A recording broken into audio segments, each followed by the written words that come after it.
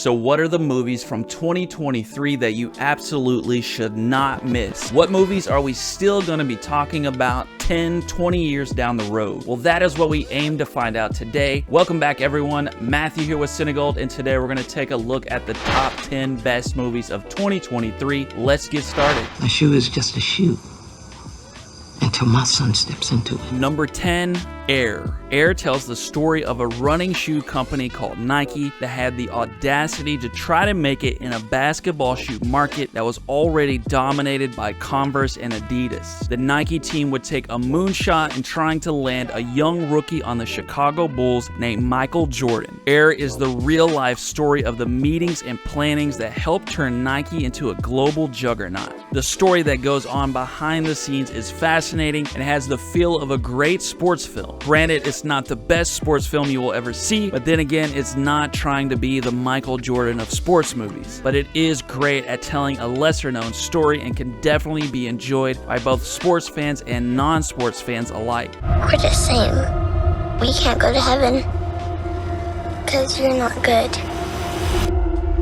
And I'm not a person. Number 9, The Creator. In 2055, humankind wages war on AI after a nuclear warhead is detonated over Los Angeles. There were a lot of good reasons to look forward to this film. It was directed by Gareth Edwards, who directed Rogue One, which is one of the best Star Wars films outside of the original trilogy. It also kind of had the look of a Star Wars film with its epic sci-fi look and droid-like robots populating the future Earth. And frankly, modern big-budget sci-fi hits are a rarity these days, and I, for one, was really hoping this could be one of those instant classics. But honestly, it never really hit the types of highs needed for it to be another timeless, forever rewatchable movie. But that doesn't mean it was bad. It was a good movie, just maybe not great. And I did enjoy it, and I would love to see more studios take risks on movies like this. It isn't an all-time classic, but it is a solid sci-fi watch. I found the crown of France in the gutter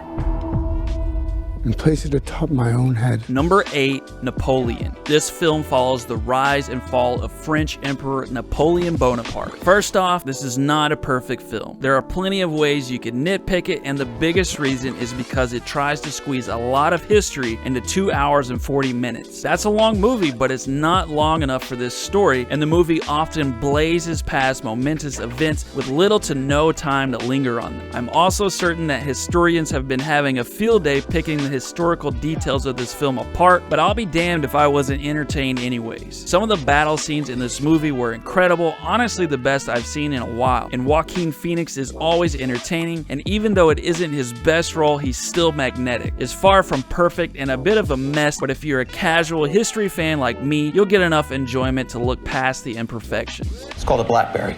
Try typing with your thumbs. Number 7, Blackberry. This is a very comedic take on the rise and fall of the world's very first smartphone, the Blackberry. This is technically a biographical drama, but they add a heavy dose of humor, and this almost feels like a straight-up comedy. Glenn Howerton is awesome as Jim Balsillie, the most hilariously sociopathic boss since Lee Grossman in Tropic Thunder. It's definitely a unique spin on this true story, but it does get serious when the time calls for it. The story of the rise and fall of Blackberry is fascinating itself, and the highs and lows of any great biographical drama are here. It's a well put together movie, and if you want something entertaining from beginning to end, I definitely recommend Blackberry. Here, the punishment for any crime committed is death. Number 6, Infinity Pool. The best way to describe this movie is to mention director Brandon Cronenberg's dad, David Cronenberg. This feels exactly like a movie he would have made, but not the mainstream stuff like The Fly or Eastern Promises, but the weirder stuff like Videodrome and Crash. It's a story about a couple on holiday in a foreign country, and after a tragic accident must pay for their crime in a very unusual manner. This movie is weird and mysterious and horrifying, and I love it. I'm a massive David Cronenberg fan, and I'm happy to see Brandon taking on the family legacy. Mia Goth and Alexandra Skarsgård are excellent as well, two of the most underrated actors in film these days. Infinity Pool is definitely not for everyone, but if you don't mind something pretty damn weird and creepy, you might think about giving it a shot.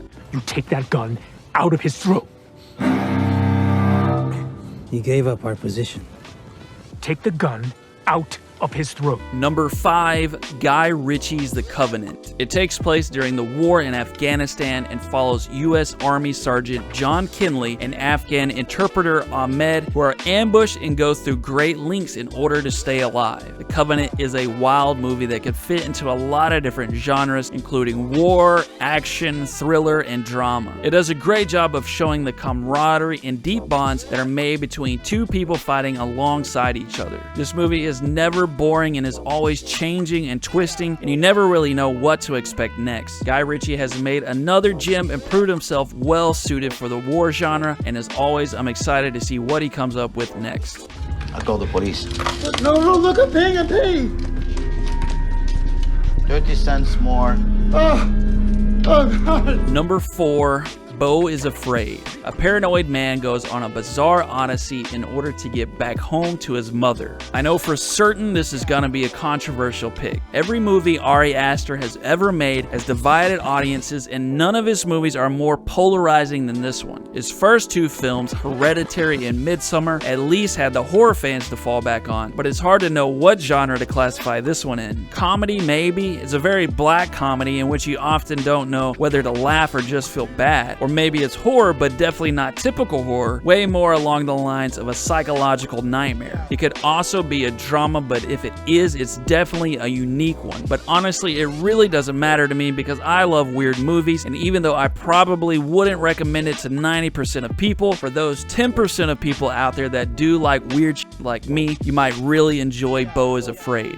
Sir, I don't understand. That's glaringly apparent. I can't fail this class. Oh, don't sell yourself short, Mr. Coates. I truly believe that you can. Number 3, The Holdovers. This movie ended up a lot higher on my list than I expected. When you first watch it, it's quite good, but not mind-blowing, but it really sticks with you, and I found myself thinking about it a lot well after it was finished. It's directed by Alexander Payne, who is most known for the movies Nebraska and Sideways, and follows a history teacher who stays at a prep school campus over the holidays in order to watch the holdovers, or students that couldn't go home. The first thing you notice about this movie is how it's got the vintage look down to a T. I had to keep reminding myself that this movie was made in 2023 and these weren't actually people in the 70s. Also, it's got a really warm, nostalgic feel that makes it really enjoyable, and even though the excellent little story is nothing revolutionary, it really does just make you feel good. And Paul Giamatti is always great. I really love The Holdovers, and I'm sure I'm gonna watch it again and again. You are the man who gave them the power to destroy themselves. Number 2,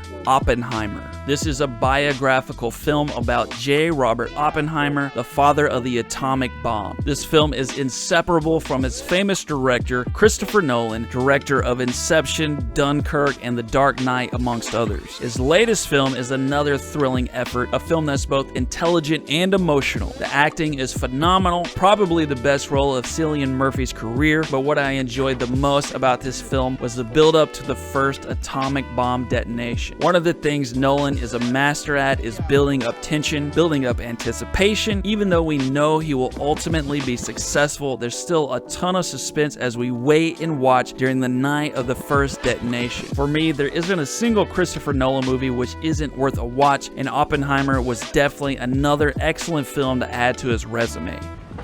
You know, you got nice color skin. What color would you say that is?